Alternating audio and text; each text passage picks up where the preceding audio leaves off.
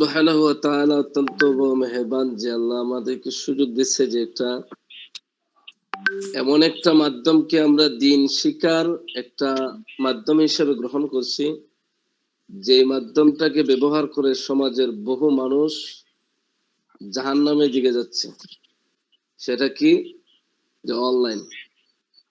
এই internet online ব্যবহার করে বহু মানুষ, হাজার লাখো মানুষ নিজেদের ঈমান, আমল, শারীরিক, দৈহিক কত যে ক্ষতি করতেছে, টাকা পয়সার ক্ষতি করতেছে, ঈমানের ক্ষতি করতেছে। কিভাবে? যে এই অনলাইনটাকে মানুষ অবৈধ পথে ব্যবহার করে টাকাও যাচ্ছে এবং গুনাহগারও হচ্ছে। এমন মানুষ নাই আমাদের সমাজে, অসংখ্য অগণিত আছে, লক্ষ লক্ষ মানুষ আছে। আল্লাহ তাআলা এই সুযোগ থাকা সত্ত্বেও আমাদেরকে ওই মাধ্যমটাকে আল্লাহ আমাদেরকে নিয়ামত হিসাবে ব্যবহার করার সুযোগ দিছে। সেটা কি? যে আমরা ওই মাধ্যম, যে মাধ্যমটাকে মানুষ গুনার কাজে ব্যবহার করে, আমরা ওই মাধ্যমটাকে দিন শিকার একটা উৎস হিসেবে গ্রহণ করছি। আল্লাহ তাআলার কাছে শুকরিয়া, আলহামদুলিল্লাহ। এটা অত্যন্ত ভালো একটা দিক। আলহামদুলিল্লাহ। এখন একটা জিনিস জানি, বিভিন্ন সময় তো সবার নামও নেওয়া হয় না, আবার ক্লাসে 2-4 জনের নামও বেশি নেওয়া হয়।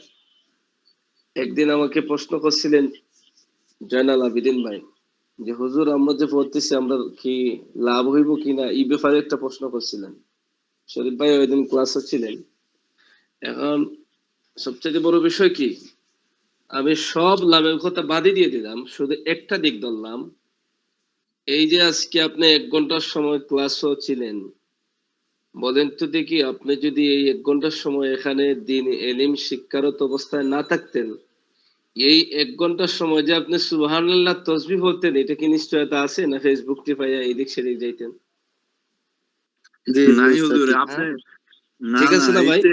শুধু আপনাকে বলার উদ্দেশ্য না, সবাইকেই বলছি যে আপনার আমার সকলের হালত, ওয়াজ আপনাদেরকে না, আমার নিজেকেও, আমি নিজে ওয়াজ করছি, যে আমরা যদি সুযোগ পাই তাহলে আমরা কি করি, অনলাইনে কিন্তু অনেক সময় নষ্ট হয়ে যায়। যাদের কাজ নাই ওদের সময়টা অনলাইনে নষ্ট হয়, বুঝছেন? তে আমরা যাদের সুযোগ আছে ওই 1টা ঘন্টা তো কমসে কম দিনে এলিমটা আমরা পাইতেছি, সবটা আমরা রাখতে পারতেছি না, এটা ভিন্ন বিষয়।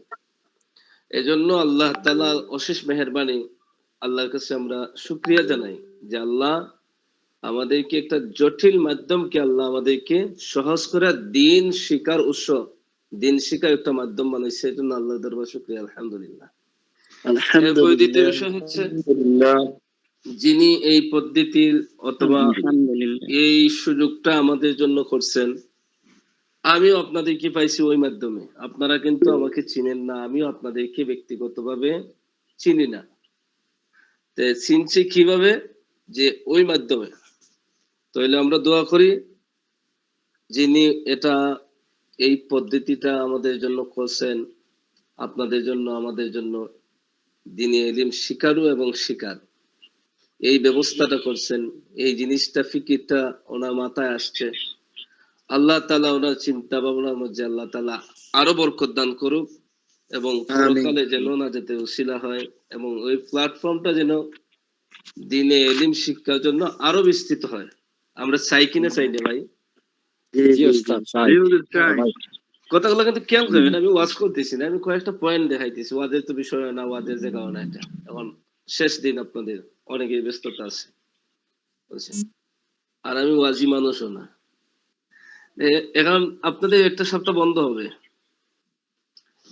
হবে, এই বন্ধতে আমরা কি করব, প্রতিটা কিতাব শুধু এসো আর বেশি কি আপনাদের ক্লাসও না আরো আছে?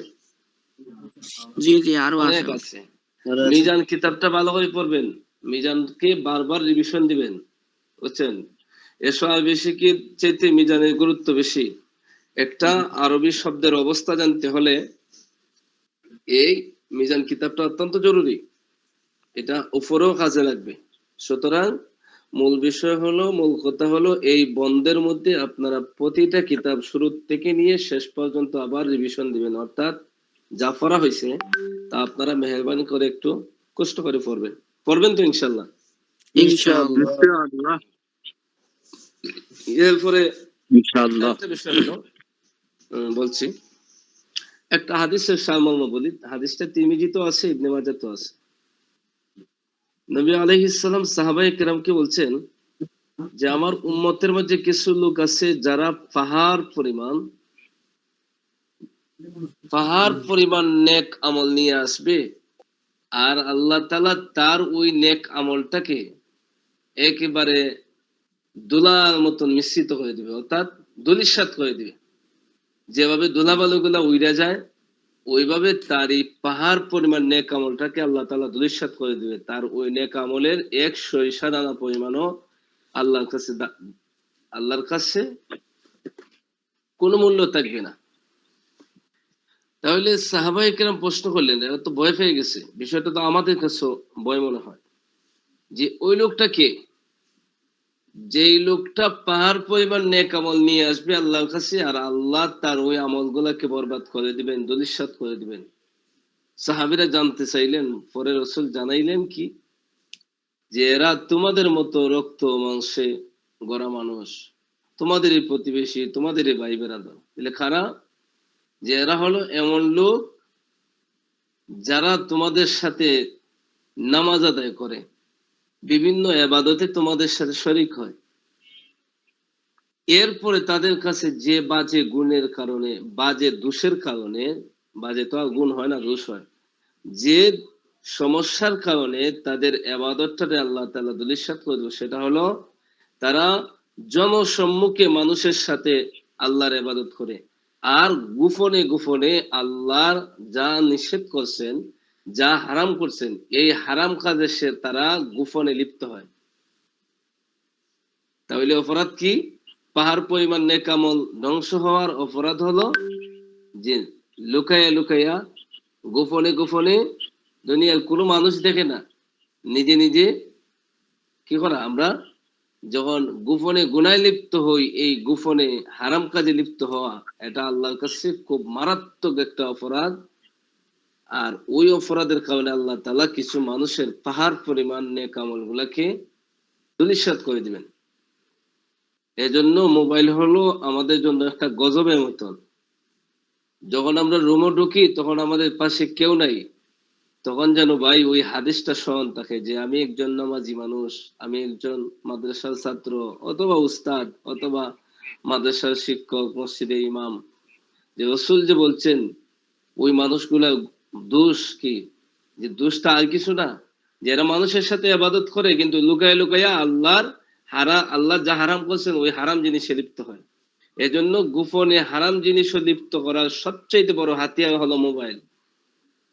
আল্লাহ আপনাকে আমাকে সবাইকে হেফাজত করুক। আমাদের চোখ হেফাজত করা মোবাইল চালাইয়া, এটা বড় একটা সংগ্রাম। আল্লাহ আপনাকে আমাকে সবাইকে এই গোপনে গুনাহ থেকে, চোখের জিনাত থেকে আল্লাহ হেফাজত করুক। বুঝছেন?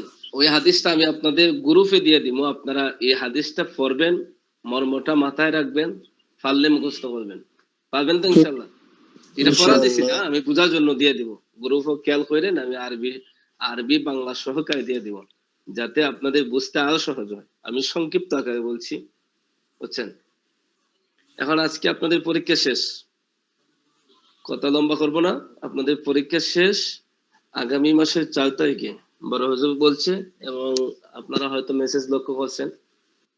আমি আবার যখন আপনাদের সাথে কথা বলি অথবা অনলাইনে থাকি, তখন আমি মেসেজ গুলা সব দেখতে পারি না।